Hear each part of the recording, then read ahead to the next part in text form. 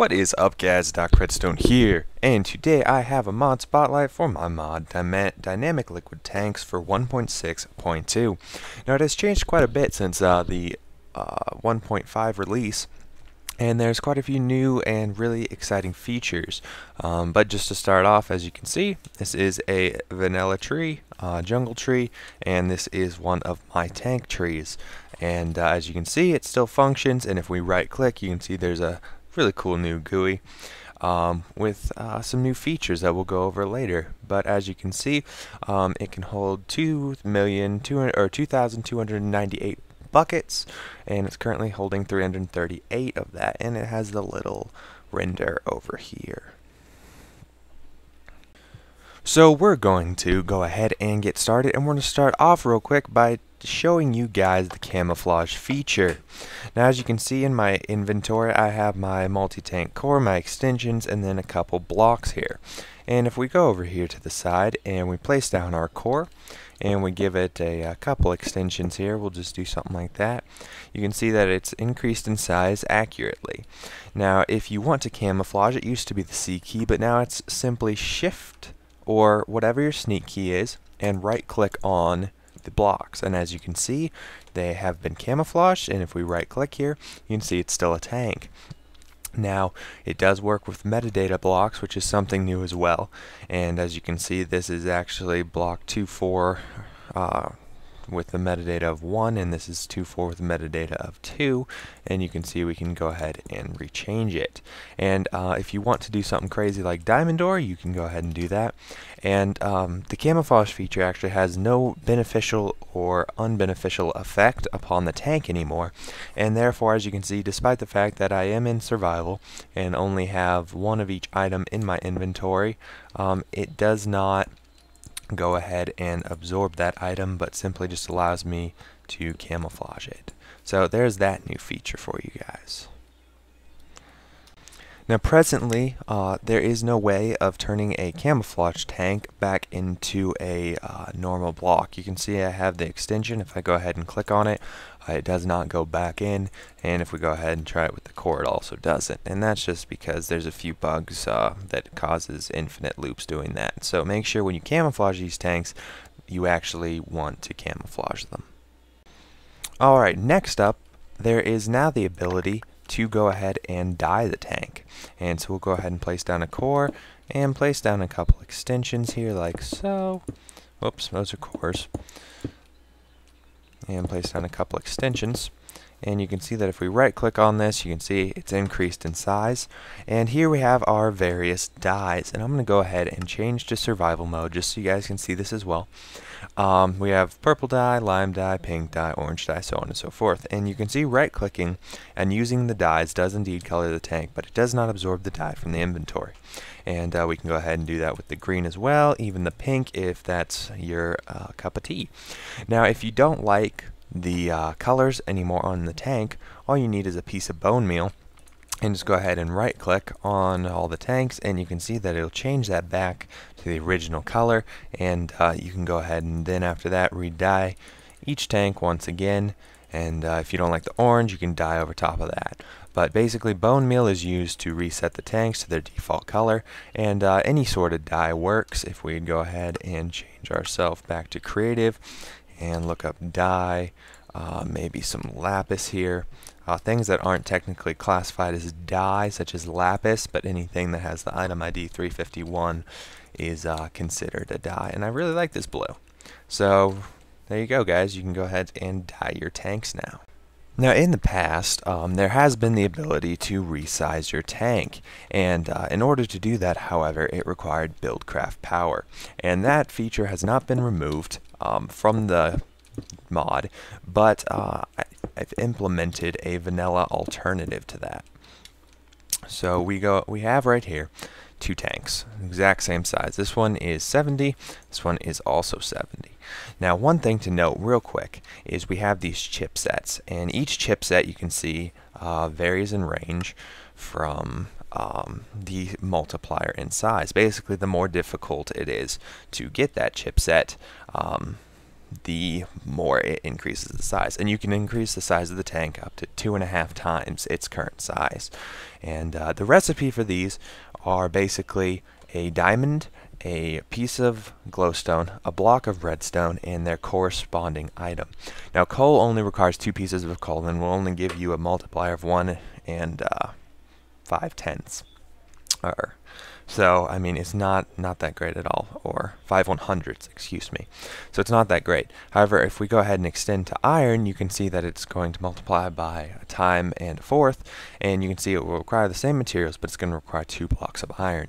And that is going to continue to repeat respectively. So gold requires 2 blocks of gold, lapis 2 blocks of lapis, diamond 2 blocks of diamond, emerald 2 blocks of emerald, and starry, which is the best one, is going to require 2 nether stars, but it will allow you to increase the size by 2.5 times its present size.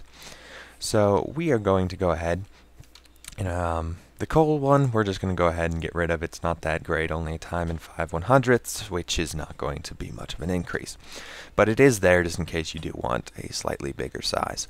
So as you can see, this size is 70, and this size is 70 as well.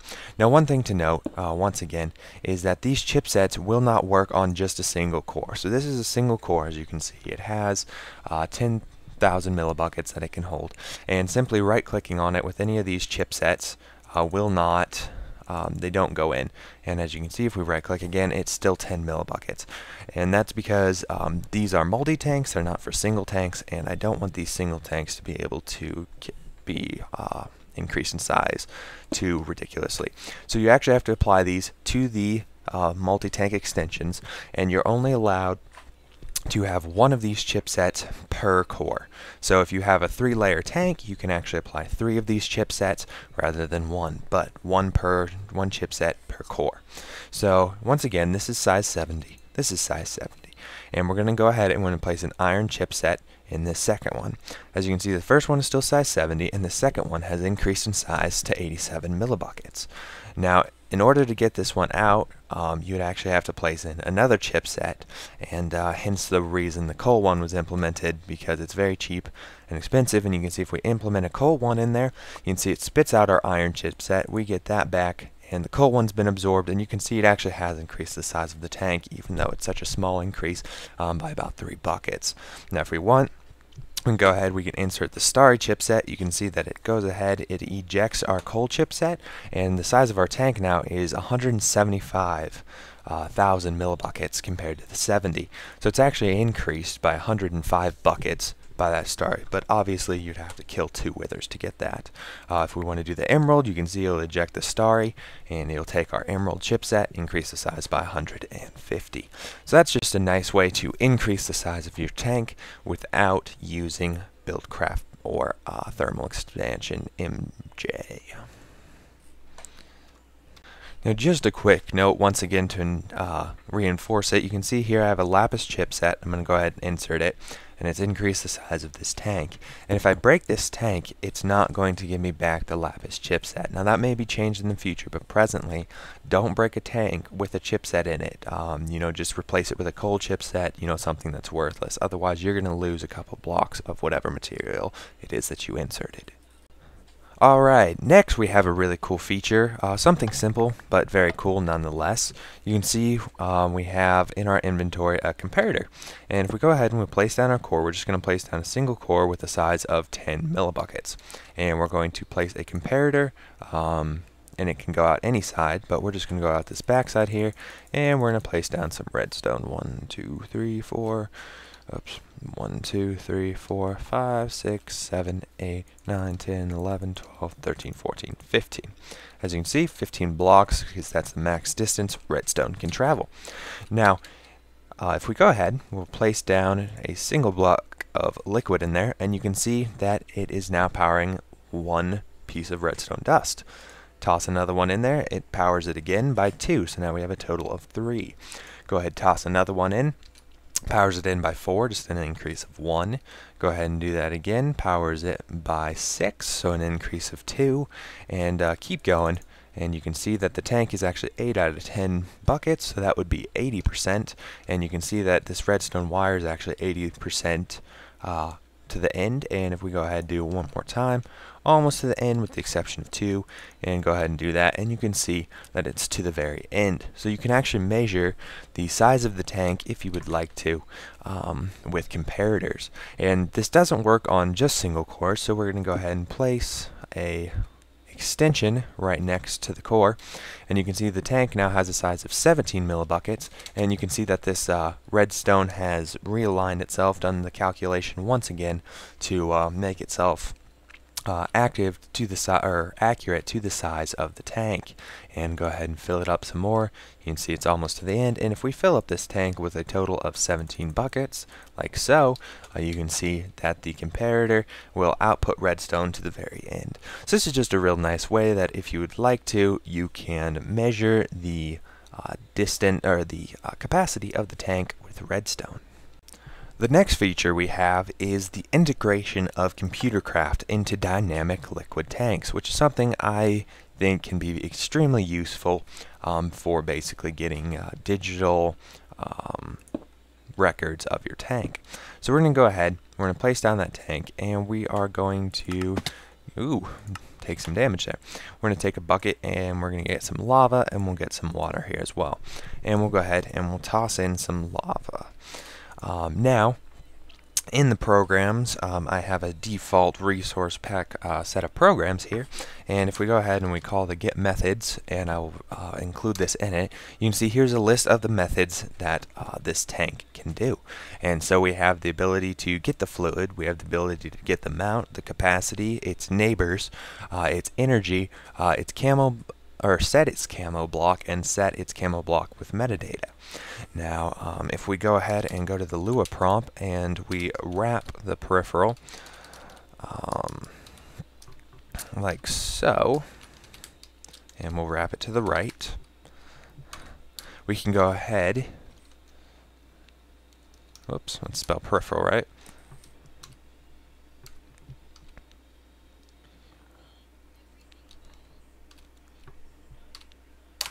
There we go.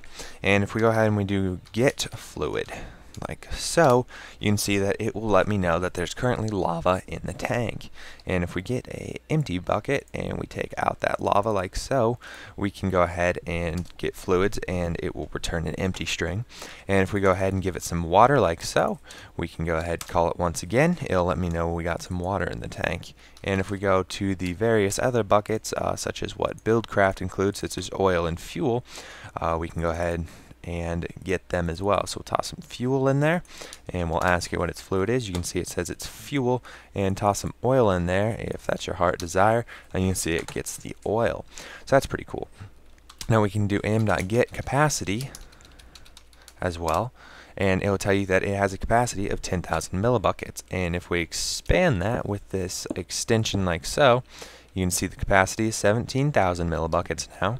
And if we go ahead and do this, you can see it says its capacity is 17,000 millibuckets. So it's very cool.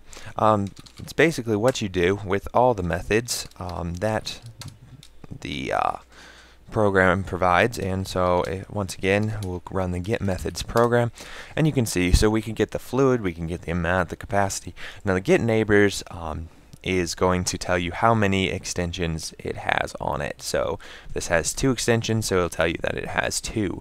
Get its energy is its energy capacity, and you can set its camo block or its camo block with meta. And I have a quick program here called random block, like so. And as you can see, the tank's icon or camouflaged.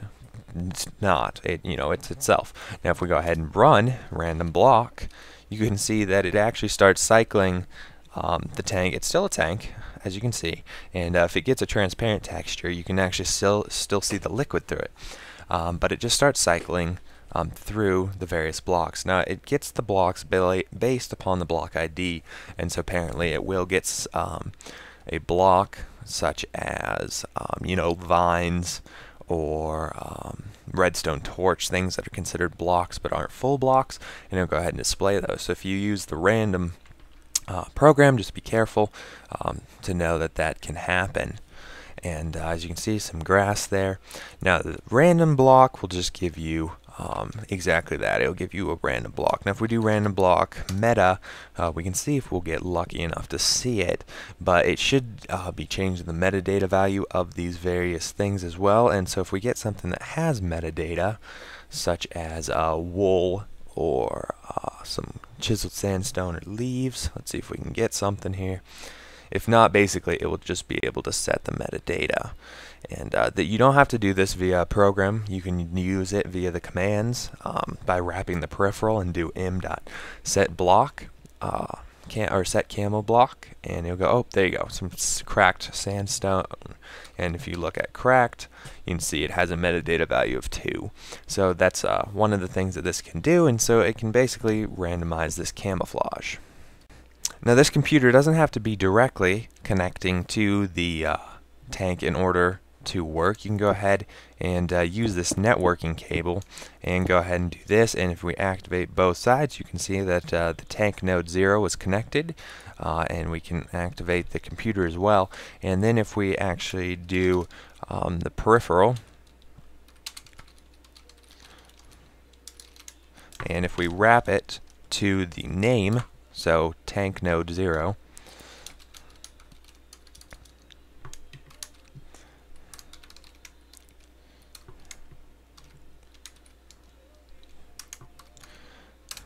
and then do get m.getFluid, you can see that it will return the fuel. And so it doesn't have to be directly connected. You can use these networking cables and even go directly underneath the core, or the core, and go ahead and read its data from a distance. Alright, next we have a new block that's part of this mod, and it's called the dimensional extension. And you can see that this little guy has a recipe that's not quite so little. He's going to require 4 eyes of ender, 2 gas tears, and 2 pieces of obsidian along with a multi-tank core. And that's because this little dude is extremely powerful. Now we're going to go ahead and we're going to place him down right here, and we're going to open up his GUI. Now you can see he has 2 slots. He has 1 slot for a link card and 1 slot for ender pearls. Now ender pearls are the power source for this guy, and 1 ender pearl will last you 1 Minecraft day from the time that it was placed in. The link card's recipe is as follows, with 3 pieces of iron, an ender pearl, a piece of gold, and another ender pearl, and 3 pieces of iron. And you can see that we also have this little tab over here, and you can see he's currently not running. He currently has no core, and since there's no core, there's no information on its liquids. Now we're going to go ahead and we're going to take this core and we're going to place it right here. And this core has 2 slots I told you we'd talk about later. This slot, you can't do anything, can't place anything in there. And this slot, you place in your link card. Now presently we have a link card and it's linked to nothing. No X, no Y, no Z. If we go ahead and we place the link card in here, you can see it's taken over here, and now it's linked to the coordinates. X is -7, Y is 4, and Z is 12. Now keep in mind this tank is currently empty and it has nothing in it. So we're going to take this core, or this link card, and we're going to place it in the dimensional extension. Now this is still not running, but it now has a core, and its core location is -7, 4, and 12. It's presently empty, and it has 0 millibuckets out of its allowed 10,000, which is correct. This guy has 10,000 as well. Now if we go ahead and we extend the size, of this guy with some extensions here, and we'll place down 2 extensions like so, and you can check, you can see that this now has a capacity of 17,000 millibuckets. And this guy as well, we'll see that he has a capacity of 17,000 millibuckets. He's correctly reading the information from this core. And if we go ahead, we'll toss some water in here, you can see he's correctly linked because he fills up with water.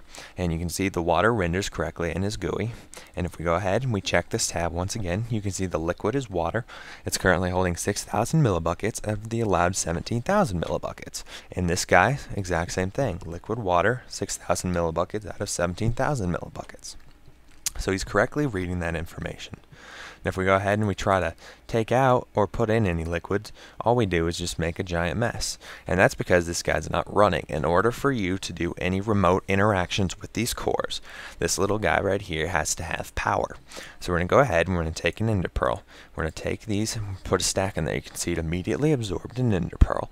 And now upon hovering over this, you can see he's presently running. So he is working correctly.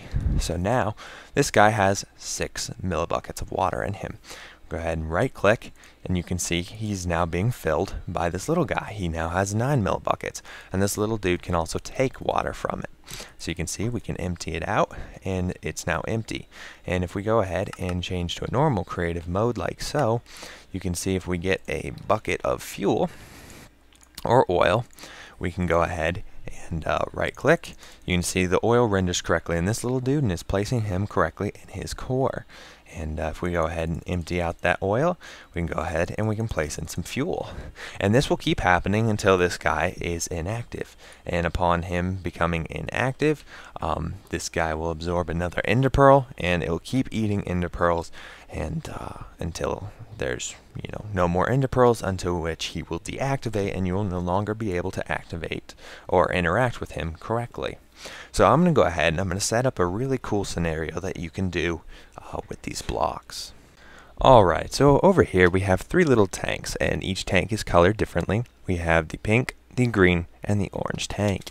And over here we're going to pretend that over here we have my base, and at this base we have our pink, our green, and our orange tank.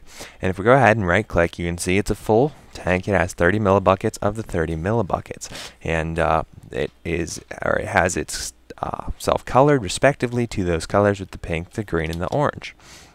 So if we come over here, we check these guys out, you can see they each have their link card. Now this link card is linked at the X of -59, the Z of 12, and the Y is at 4. Now this guy has the same thing, but it's linked at the Y equals 5, and this guy the same thing, but its Y is linked at 6. And you can see it says the exact same thing in the core location. Now, if we go ahead and we start emptying from this tank right here, this orange one, which corresponds to the top tank off in the distance. Now, if we go ahead and we check here, you can see it has 30,000 millibuckets of 30,000 millibuckets. And we're going to go ahead and we're going to take 10 of those out. And as you can see, it is at 20,000 of the 30,000 millibuckets. And once again, this guy is linked to the orange at the top. Now we're going to change our game mode to 0 here. Now if I right click on this, obviously logic says that this bucket should fill. And if we go ahead and right click, you can see that it doesn't fill.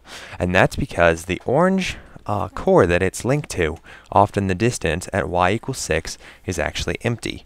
And if we change our game mode to 1, you can see that that is the case. If we come over here, this core no longer has any liquid rendering inside of it, and it's entirely empty. Now if we come back over here, and we check this little dude out, and you can see that he is linked 1 below at Y is 5, and there's 20 millibuckets. So if we go ahead and take out 10 buckets worth, like so, and you can see we can change our game mode to 0 once again, and you can see 20,000 or 10,000 of the 30,000, and we can try to right click here, and you can see that this guy will not go below 10,000, and that's because it's linked at the Y equals 5 core, the green core off in the distance. So this one will not allow you to drain more than 66% of the liquid out of the tank.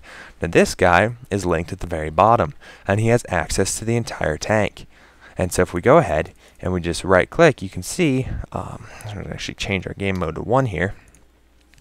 You can see that we can go ahead, and if we keep right clicking, you can see it allows us to drain the tank, and you can see there's absolutely no liquid in there.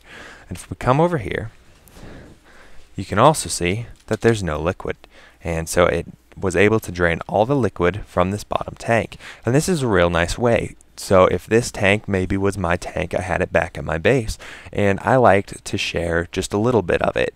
I wanted to give this orange tank's worth, I wanted to allow spawn to have 10,000 millibuckets worth of liquid, but I wanted the other 20,000 for, my combustion engines. I could share that top portion via this dimensional extension at the spawn that's linked to this multi-tank.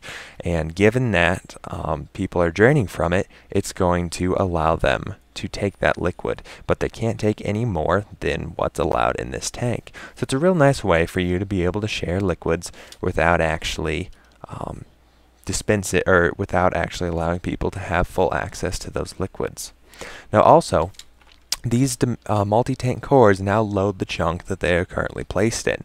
So these cores could be thousands of blocks away, and these dimensional extensions are still active. Now this option can be changed in the forge configs with the chunk loading, but presently these guys will keep this chunk that it's in loaded. And let's see if we can get some chunk boundaries. So basically this chunk right here is going to remain loaded with these 3 tanks. So it's a really nice feature for future use. Now one real last feature, you can see I have a Computercraft computer right here, and since it was empty it updated those tanks. But if we go ahead and we run the get methods program, you can see that this little tank also acts as a peripheral, and he has his own set of methods. So like the cores, you can get the fluids, you can get the amount, and you can get their capacity and their energy. However, you can also get their core, and you can set their core location without a link card. Now setting the core location without the link card is entirely possible, so that you could maybe set this guy to have access to the bottom tank and then allow him to have access to the top tank. But doing so can cause quite a bit of lag, so use that feature sparingly. If we go ahead and go to the Lua once again, and we wrap the peripheral to the right, and go ahead and m.getCore, you can see it's going to return it on 3 different lines, and it's going to tell you it's -59, 4, and 12. And if we go ahead and check here, you can see it's -59, 4, and 12. Now that's about it just for this mod. Just one last thing for note. You can see that these tanks have actually been increased in cost by just a little bit, and that is because these guys, all the tanks, now have a equal comparison to railcraft tanks. And they used to be that these tanks were actually 1/4 of the size of a railcraft tank when you compared their volumes. However, they are now exactly equal based upon the volume, but in order to do that, I increased the recipe. So these require 4 buckets for a core, and for your extensions, instead of just a piece of iron, you actually need a bucket. So it's mainly the cores that have had their recipes increased. However, if you were a fan of the old recipes, or maybe you think this is a bit more or a bit too expensive, you can go ahead and you can go into the config file and you can turn on the old recipes. And by doing so, you'll actually change these buckets back to clay pots, just like this one. So it'll basically be the same thing, and this guy will have his his bucket turned into an iron ingot. So if you're a fan of the simpler recipes, you can go ahead and turn those on, but if you want it to be more balanced, then just leave the recipes as they are. But that's about it for this mod spotlight. As you can see, the trees still work. You can go ahead and camouflage your blocks however you want. One note as well is the dyes do not work. You cannot camouflage or dye your dimensional extensions. Presently at this time. Maybe in the future you'll be able to dye them. The camouflage would be a bit difficult since they're not entirely a full block, but you should be able to dye them. Also, another quick note is if we go ahead and we get ourselves a dye set, and we're going to place just down a core, and we are going to color that core. Actually, we'll just toss that piece of dye on the ground. We'll get our camouflage, and we can change our game mode to 0. Now if we go ahead and we put that diamond on there, and then we right click, you can see in a way you get an orange diamond. And same thing with your sandstone, and same thing with your chiseled sandstone. So just like camouflaging or dyeing it separately, you can actually combine the features to get yourself some colored blocks. So if anything, this mod would be kind of cool for colored blocks.